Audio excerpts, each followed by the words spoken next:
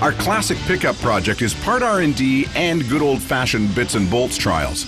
The interesting part is merging new steel components with human test subjects. The Tech Center is a lab for the Chevy build and a testing facility for some very enthusiastic but unproven hands. These techs won't check their egos at the door. Yet. The guys at TCI have been working frantically to get the chassis for the 53 pickup together. Today we find out if there's a hole for every bolt.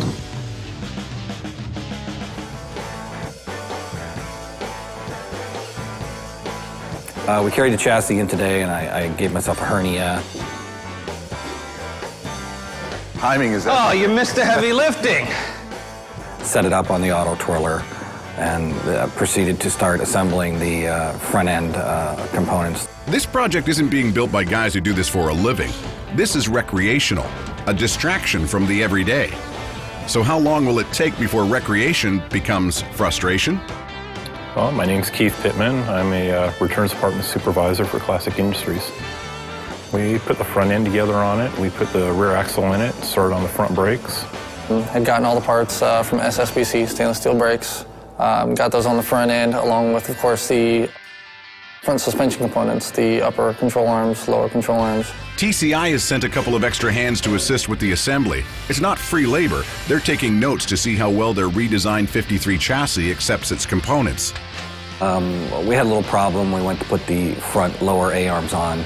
The shocks weren't going to fit in the space, so we just simply took it over to the grinder and ground off a little bit of the shock sleeve, and it popped right in. Just a little simple thing that comes up when you do builds, and real easy to fix.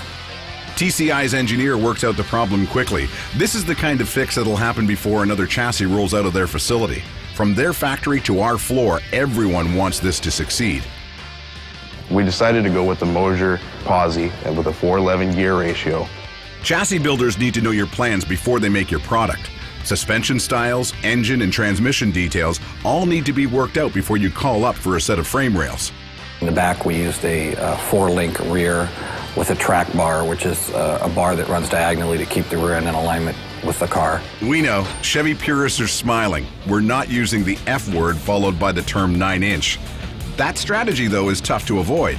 The rear differential, when we put it in, we had the rear trailing bars on it, the wrong places. We had the top on the bottom on the top, and they're a pinion angle off slightly. We just flopped the bars over, took the bottoms off the top, and put the bottoms on. Trial and error is all part of the game. Better to find out these things now than when there's a truck bed sitting on top of everything and getting in our way. This 4-link isn't intended to give our pickup extra hauling capacity. This is pure hot rod going in. A lower stance, posi traction differential, torsion bar suspension with coilover shocks. This stuff is screaming to handle some serious horsepower. And the axles dare you to try and snap them at the drag strip.